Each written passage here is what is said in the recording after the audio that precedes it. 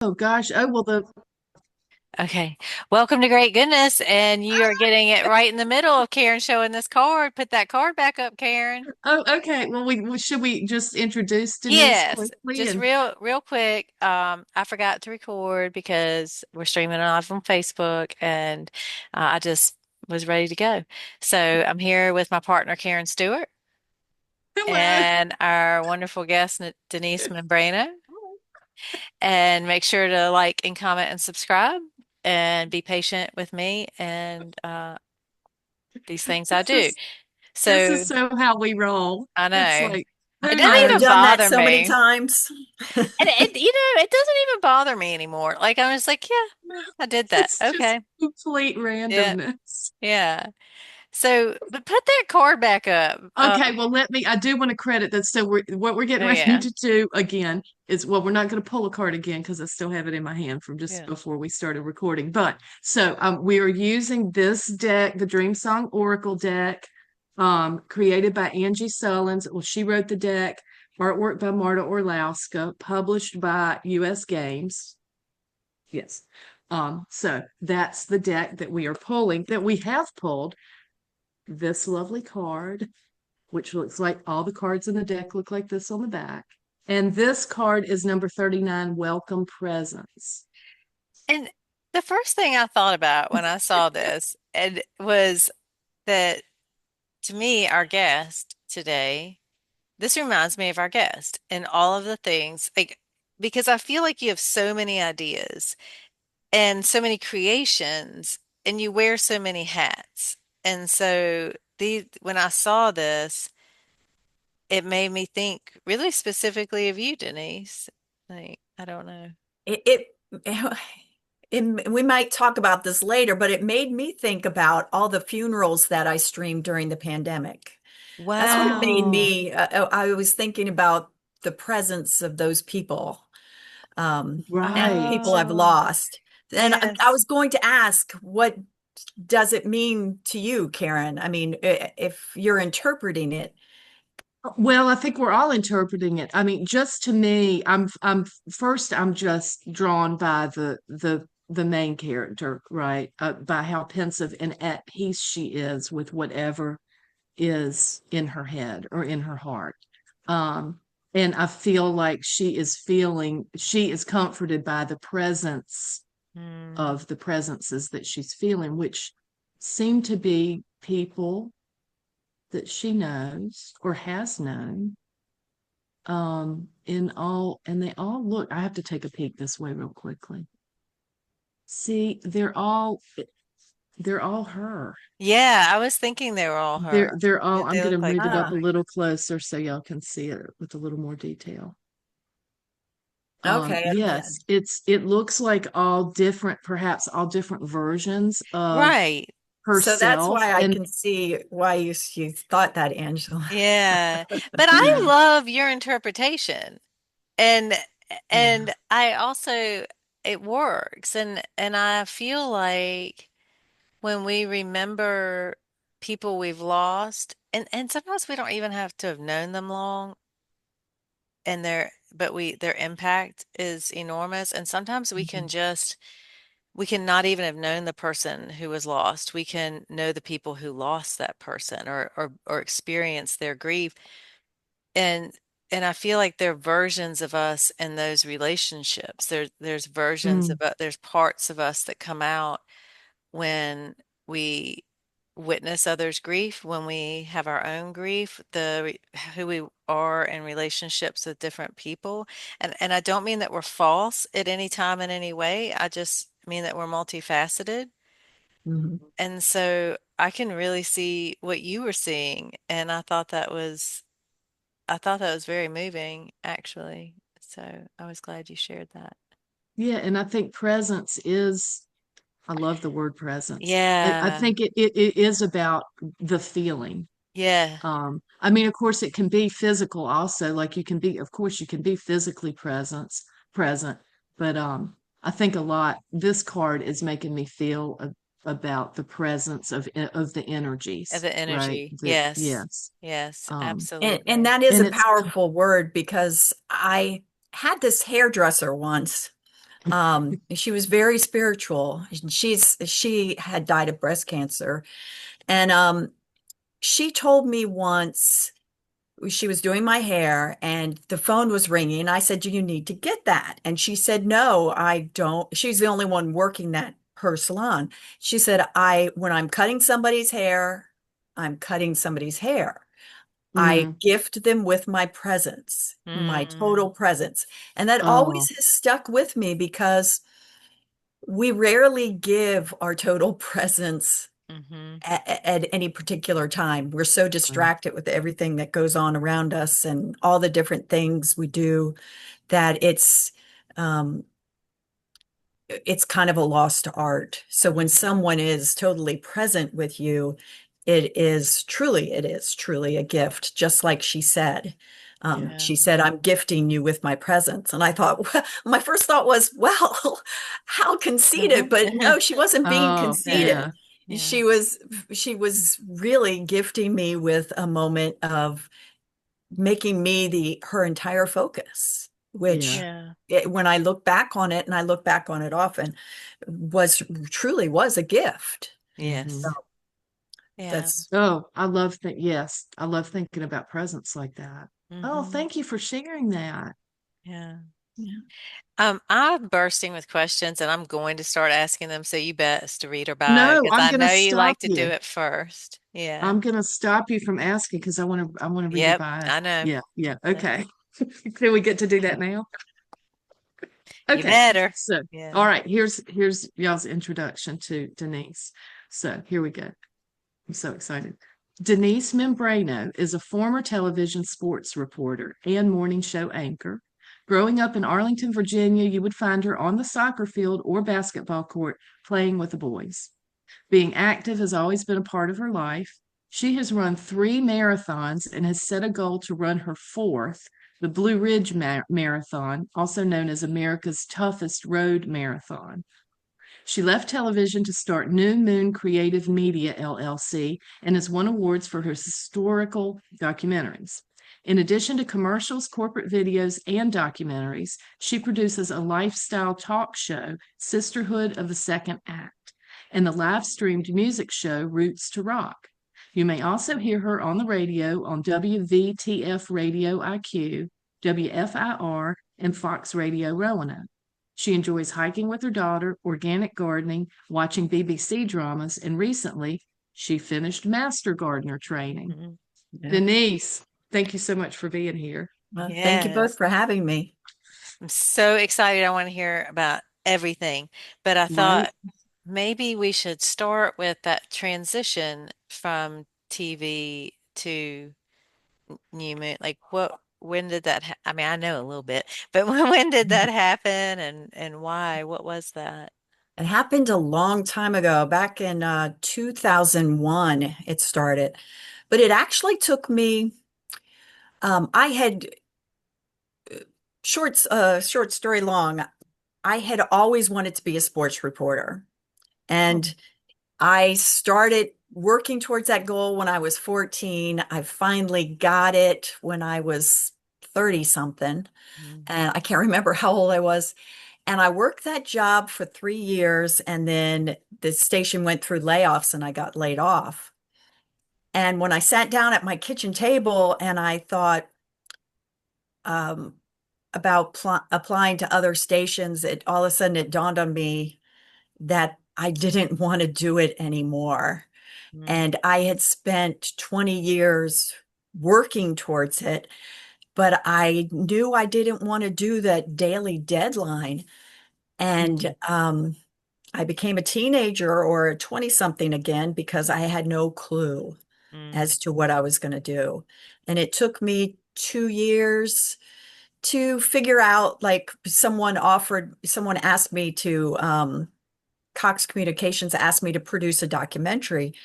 And first he called me and goes, "What do you want to do now?" And I said, "Oh, I want to produce documentaries." Just came off the top of my head. And I produced it for him. And then that started my company. Um, and I've been working towards that ever since. Kind of took it slow because my daughter was really young, so I waited until she got to middle school to really start working on my company.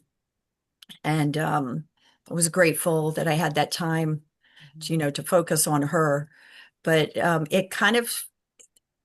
it started because of the layoff, but I feel like I'm doing something more important, at least more important to me right now. Um, in between that time, I had traveled to Mexico and Honduras, and there was a lot of poverty. So the thought of coming back, and not to diminish sports or anything like that, but I saw so much poverty, Mm. and I wanted to do something that was more impactful. I wrestled with it because, sports do provide.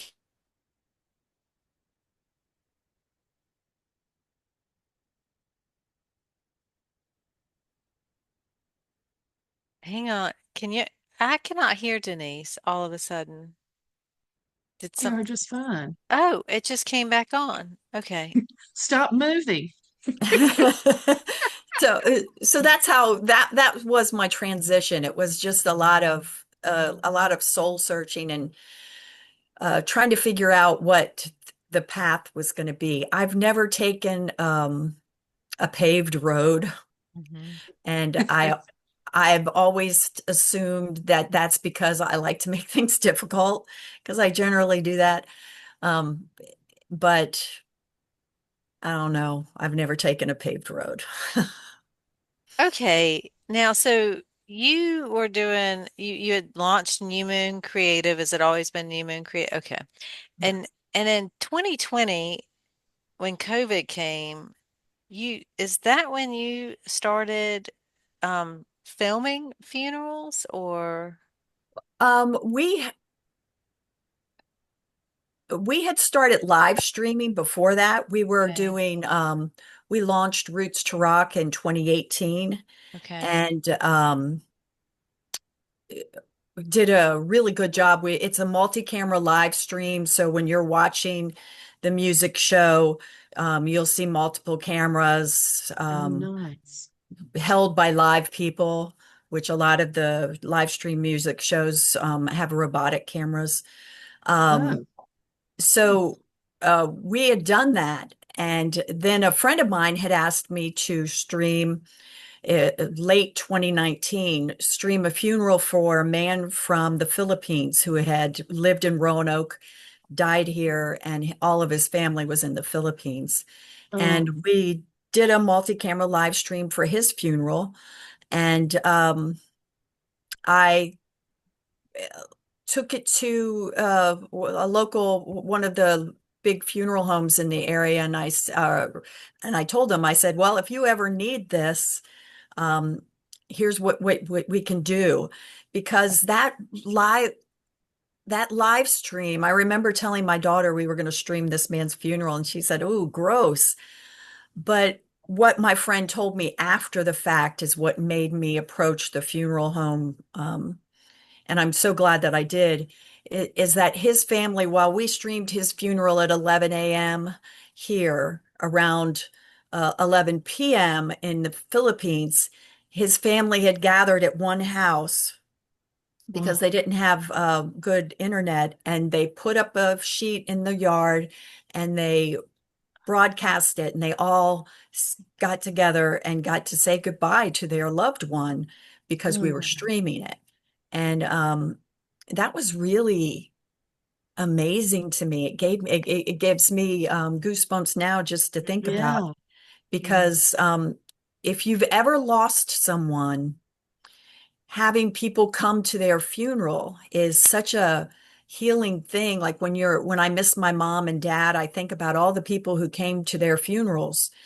And who knew December 2019 when I stopped by Okies and said, "Hey, Sammy, we do this." And he said, "Okay." In March, he was calling me because no Mm, one could go to funerals. yeah. Wow. Yeah. Yeah. Yeah. That And is such a gift to mhm. that is just amazing. what a beautiful gift to bring. It was, I mentioned it to Angela before. It was one of the most, it has been one of the most humbling things and the most important things that I've ever done, Yeah, um, because people couldn't be there, you yeah, know. Right. And even without COVID, I mean, whether it's the Philippines or the other side of the United States or, we're all over the place now.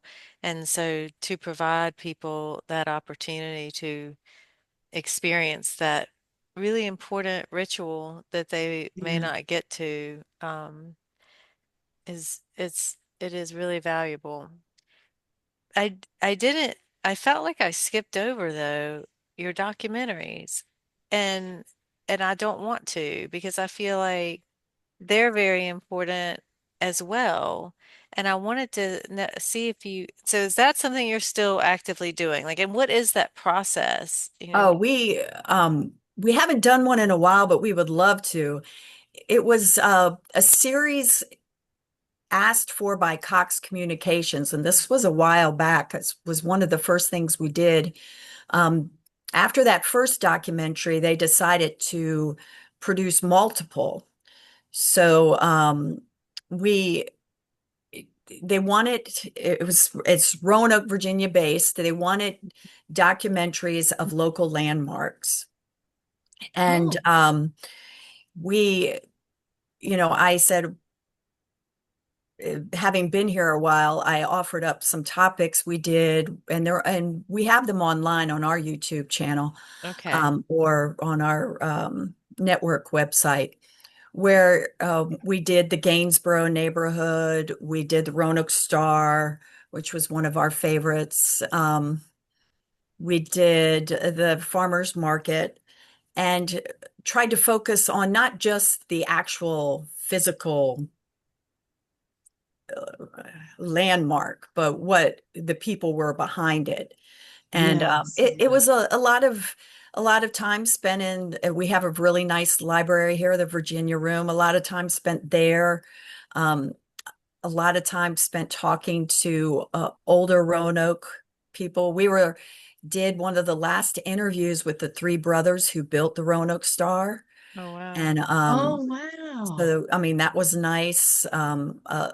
Most of the interviews we did with the African American activists from Gainsborough have since passed away, but Mm. that was a really insightful uh, and a huge learning experience. All of these are learning experiences when you get to talk to people who've been through um, you know, certain things, or building a neighborhood, building the star, even building the star, it couldn't be done now. It really couldn't, because they built it in 4 months. And you know how long it takes for government yeah, to make a decision right, nowadays. It just couldn't Yeah. happen. Um, so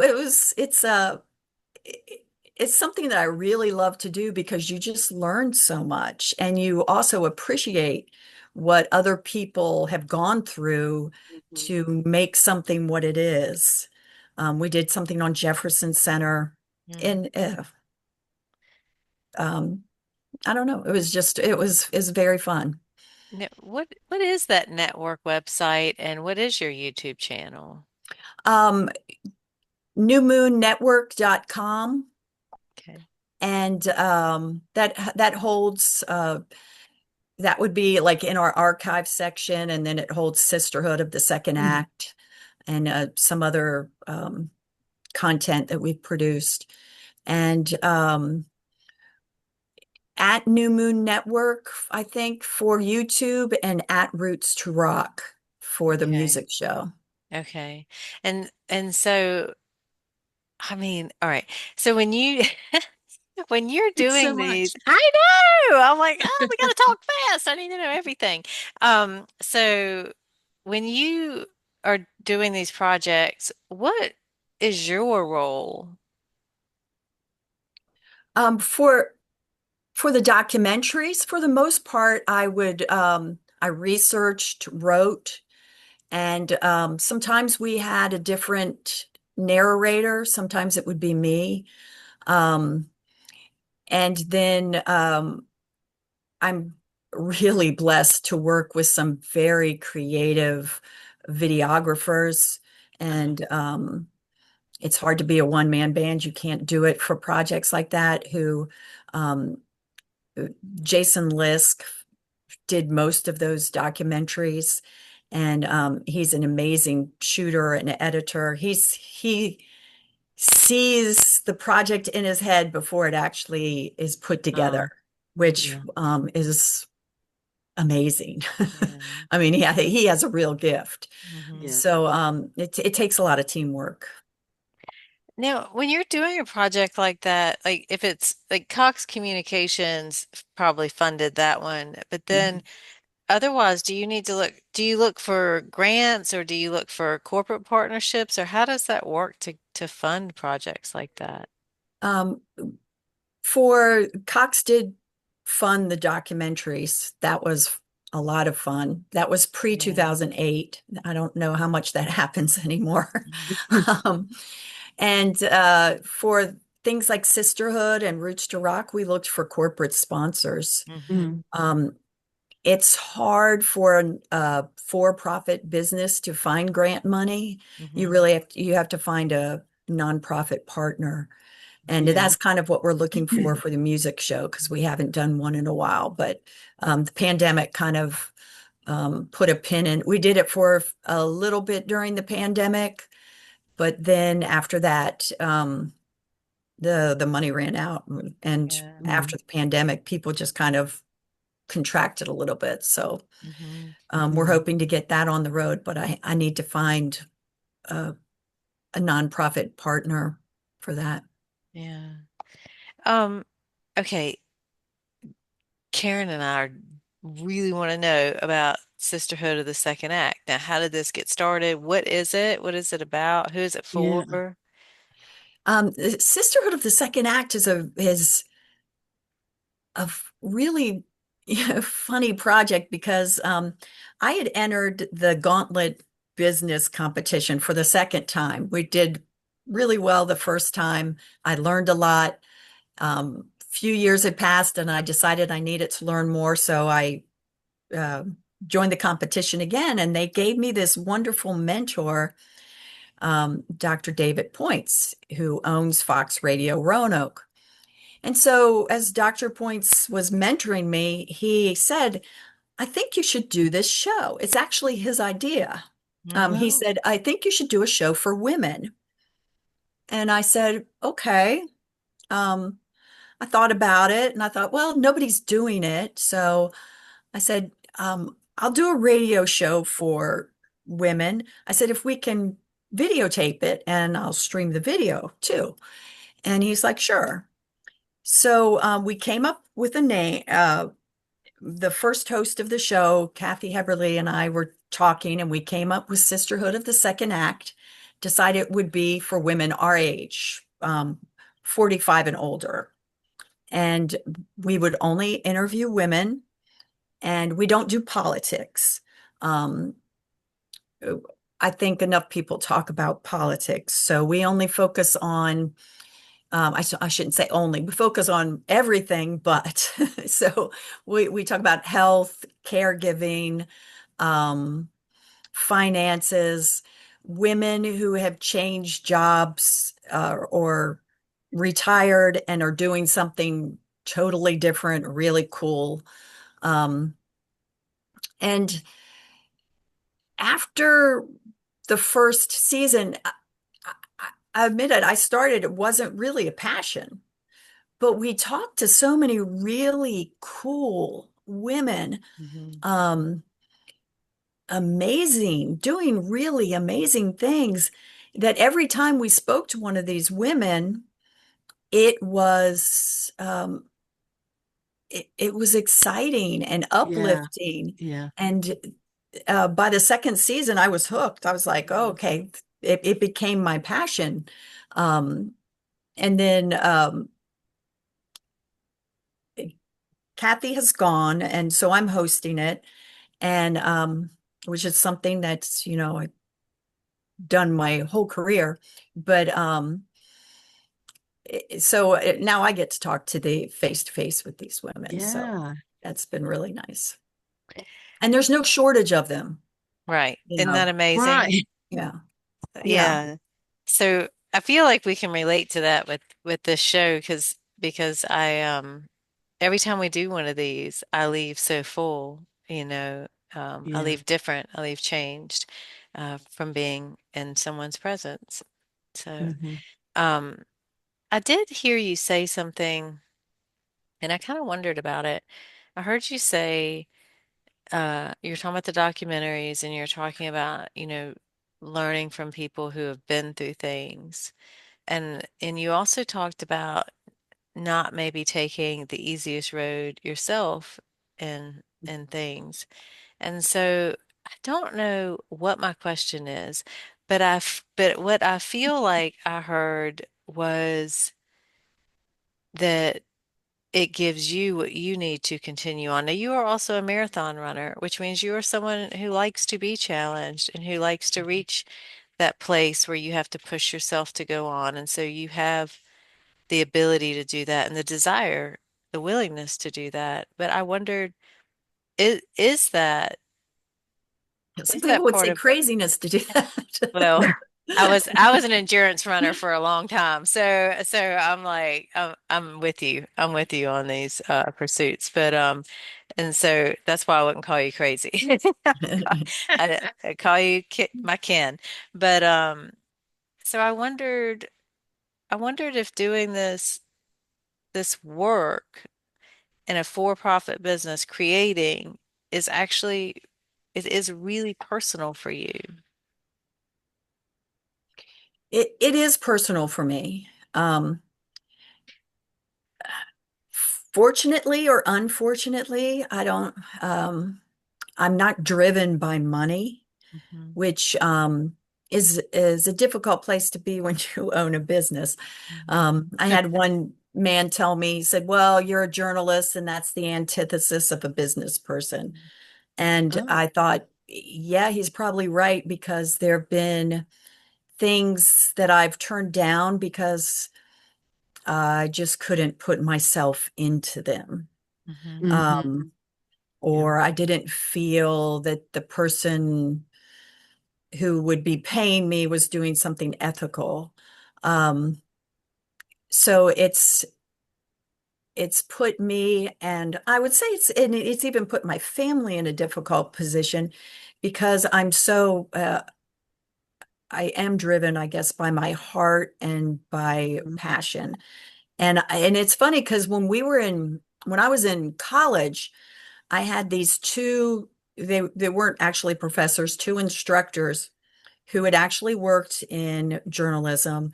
And they told us, they said, well, not many of you will be doing this 5 years later. Oh. It has to be a, a passion, a mission, because you won't make any money. Mm. They Right. were they were like brutally honest, but you're a kid, you don't Be like, believe yeah, No. necessarily yeah. what an adult tells Yeah. you.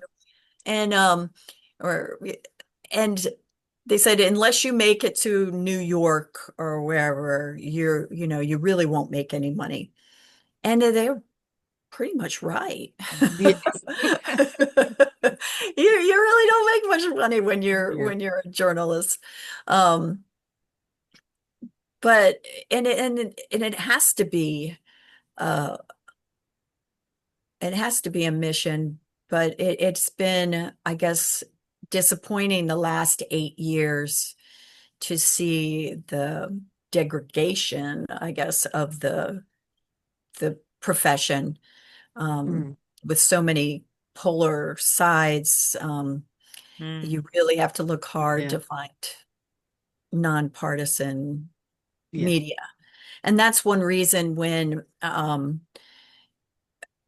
Dr. Points asked me to produce this, I told him, I said, well, I'm not going to pander to your audience, your station's audience. We are going to be just the facts or inspiration because it was hard. That was around 2020. It was hard to find facts, Hmm. Yeah. and Yes. people didn't know where to go. So I wanted to make sure when we discussed a topic that the women and men listening could say, okay, that this person is coming from a place of knowledge and not a Right. place of, you know, Slant. No slant. yeah, yeah, Yeah. yeah. What, so That's so yeah. valuable. What And is your mission? uh, Your mission, mission. Like my your, mission.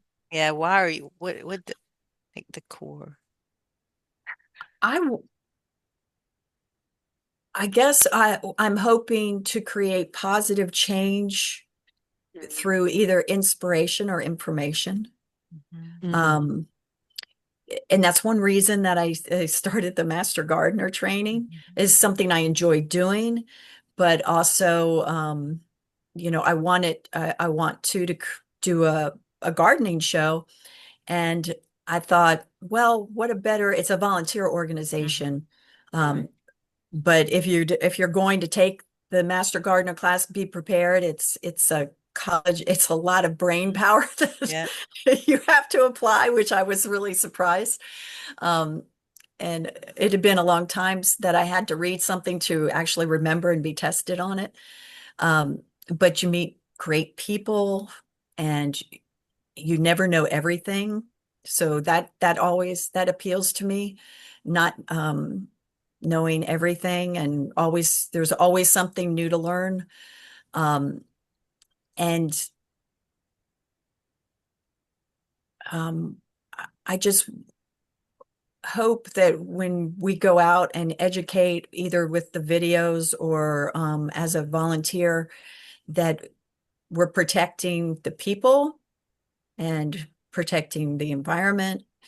Um, that's my hope, to educate through information or inspiration, to inspire. Sisterhood, uh, I hope some of the women who've come on and totally changed their focus, like going from being an accountant to party planning, and creating a successful Yeah. business, or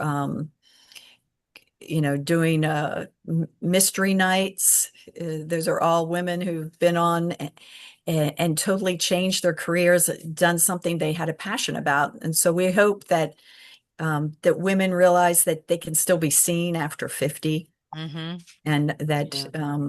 they can still make a difference, and they still have a lot to give, and it is their time, and they can take it. Yeah. I wondered, um, when you are talking and when you're talking about what's important to you and what you're sharing and what you hope for, um, it's really what I hear is that you are sharing what you also need for yourself. Oh, yeah. And I hope that word's okay to use. And if it's not, we can use a different one. But Oh, no, no. yeah. Yeah. Um, I want to because, make my world a better place. yeah. Yeah. And I want to be inspired, and I want to have the strength to make something of myself. I mentioned Dr. Points, the radio station owner. He has always wanted to own radio stations, and he'll tell you he built his first radio at 10 years old, and he Oh. didn't buy his first station until he was 60. Oh, Mm, And so wow. now at 70, he's got two. And that really inspires me, because it makes Yeah. me think that I can I can keep going. I Yeah. can buy yeah, radio. You know what I mean? That absolutely. and I think about that. And women are doing it too. Yeah. So, I totally agree. I'm 51 and I need to know that it's still worth planting a bare root tree. Do you know what, yeah. Oh, yeah. like, Yeah. yeah, that I I don't need to buy a tree that's 10 years old. It's even at 51, like it still makes sense, because people will literally say, "Why are you planting bare roots? You're 50. Like, you're not gonna see him ever do anything." And I'm like, "Dang, I'm hoping." I mean, Yeah, and even if I don't, I you've mean, but still I hope I planted the do, but I still tree. planted the tree, and Yeah. like, and I have so many dreams. I have so many dreams and desires, and I didn't meet my partner until, I mean, I met a lot of partners, but I didn't meet the one I was keeping until, I was 42. So we just got a house a few years ago, and I want to feel like I can still create all of those visions that are in my head. So I totally hear what you're saying, and some of them are personal, and some of them are bigger than me, and Mhm. and yeah. So I love that. I love what you're doing. Um, I find it inspiring to hear you talk about Yeah. those things. And running a marathon too, right? Because training for distance at 30 or at 36 or even at 40 is really, really different than training after 50. Like, I can't Tony, believe how different. I, I I did this. My last marathon I did when I was 34. Mm. And so I'd been off and on the road running since I had my daughter. And at 50, I started running again and I ran up Mill Mountain. So I decided when I was getting ready to turn 60, I would go up Mill Mountain again. And I got injured, so I didn't get to do that, but I did it when I was 60 and a half last month. And oh my God, it was so much harder than it was at 50. Yeah. And as I'm starting to get my mileage up, it's just Hmm. like you said, I was like, how did I do this before? And it's but if you go look at all the results, there are people older than 50 Yes. running a Blue Ridge Yes. Marathon. Yeah. They're older than 60 and they're doing pretty good times too. Yes. Um, and I'm going to do the Blue Ridge in April. And I'm going to do the Marine Corps in 2026 in October because I figure I'll still be in pretty good shape. Hmm. But I'm just trying to um, I was doing all that exercising after my mom died, and then my husband died during that time too. And this has been an interesting, I guess, progression of age because during that, when I was training in my 30s, I always needed to have something in my head. I needed to have music, Hmm. and I couldn't do it without it. Um, I also became exercise addicted. Hmm. And Oh, I was training for my fourth marathon and I got injured and I was still doing sports at the time. And I walked into an interview with the coach of the Roanoke Steam, which was an indoor football team. And I had a knee brace and an ankle brace. And this was right before I got laid off. I had gotten to know him really well because I was covering him frequently. He looked at me and he goes, "Girl, you've got issues." And I couldn't disagree. He said, "What are you doing?" He was the first person in my life, someone who just knew through work, right. telling me, something's wrong here. Hmm. And Yeah. and I had to sit back and I thought, I am addicted to this. I Oh, needed wow. to make myself, I was using it, I guess, to process my grief, Hmm. to uh, process my change in roles. I went from being a wife, a daughter, wife, stepmom to being none of those things. Hmm. And so when I started running, exercising again, I was reaching my mom's death age. She died at 59. Oh my goodness. And Mm. I had my daughter late, so I was like, I want to be around. I've got to be healthy. And I started to change, to exercise again. I was also going crazy. It was a pandemic. Hmm. And Mm. I was just so depressed. And my sister said, you need to go Out. exercise. Hmm. Yeah. But I also had that in my head. I was like, I don't want to, you know, do this wrong. Hmm. And so I found a really good app that takes you really slowly. And I kept, there were times when I was like, I got to do more. I got to do more. And I was like, no, you got to follow this guy. He's like taking people who've never done this before. And even though I had experience, I just did it. I just follow him. I'm still doing it. I follow him religiously. And it's really slow progression. It's like an exercise in patience for me, but it also is helping me not be injured Yes. Yeah. because I'm 60, Yeah. Yeah. and while I don't feel 60 and I don't want to feel 60, I want to be able to accomplish that goal, Yes. Yeah. and I also don't want to be being addicted to anything is unhealthy, Yes. Yeah. whether it's exercise or Yeah. Even alcohol. yeah, even eating healthy, Yeah. even like Yeah. you can even get into the space where your relationship with food is so restrictive and and eating healthy is a great thing, but it there still needs to be a pleasure and a joy and an ease and not that compulsion. And like I've experienced that absolutely. And Yeah. I I can totally understand.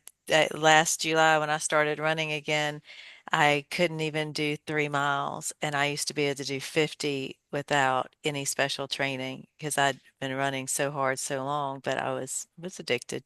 I was addicted to the high of it, and um, yeah, and I thought I'll never be able to run that distance again. But now I can do 8 or 9, and I see you, and I'm like. I do want to do one more long run, and I'm like, I, Denise is doing it. I think I could do it. And it's exciting. Yeah. It's amazing what we all give each other. And what we all reflect back to each other and how important it is that you're telling people stories. Um, because when we see others Yeah. that can, we know we can. And I think that's what Right. you were saying, and about all of the different things that you've done. Um, yeah, so touching. Sorry, I've monopolized this. I had a lot of questions going into. No, you're hitting on all the questions I had. uh, this has been absolutely wonderful, Denise. We so appreciate your time. Is there anything that you wish that we had asked you that we didn't? Oh, I don't know. I feel like I ramble a lot, so No, you you No, just I have don't to. don't. think so. You're very on point. Very on Yeah. point. Yeah. Yeah. And Roanoke is a beautiful place to run. It And is. with the Greenway, with the Mill Mountain Trail, we go to Roanoke to run all the time. It's one of my favorite places to go run some of their different things. I haven't been back to Carvin's Cove yet, but I want to see if any of those trails are good to run on. Well, And I'm in Bedford County, so that app I was telling you about, he had this one exercise of doing hills, and I thought every run is a hill run for every, me. yeah, There is no flat space Yeah. here. yeah, Yeah. But yeah. that's good. Hopefully it'll help in April. Yeah, I'm excited for you. Good luck. I don't Yeah. think you need luck, but I hope you I'll enjoy take it. any. Yeah. Yeah, that's wonderful. Do it for us all, and we'll make sure we find out about it. Maybe you'll post about it somewhere. So all of those different channels should be down below if I'm doing my job, if I'm present and, and remembering You everything to they'll include. be there. They're not Yeah, there right now, but they will be there. they will be there when it's on YouTube, Yeah. and so we'll do that. And so here's your prompt. Here's your prompt for today. I often prompts we talk about ourselves, and our lens and but I think Denise reminds us to how important it is to hear the stories of others Mm. and to tell the stories of others, not tell it for them.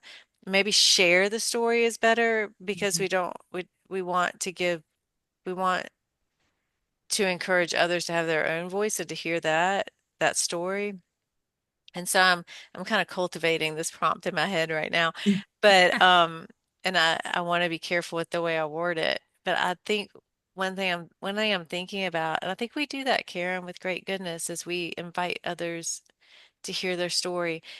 And so maybe Yeah, that's what I'm really saying is like you can write it, you can film it, you can paint someone's picture, you can do a sculpture of someone's energy that you see, but like hearing and reflecting back to others, like that's your assignment today. Yeah. Oh my gosh. Yeah, to welcome the presence of we're back to others. presence, right? Yes.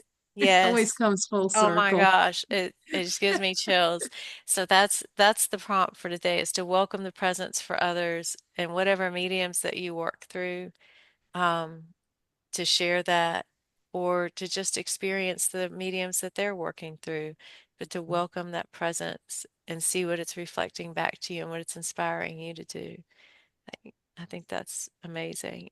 Um, Thank you so much, Denise. Thank you for everything you do. Thank you for following your path, even when it's not been easy. Thank you for having me. I appreciate it. Yes. And thank you for sharing so much. Mm-hmm. Oh. Yeah, I'm gonna stop recording.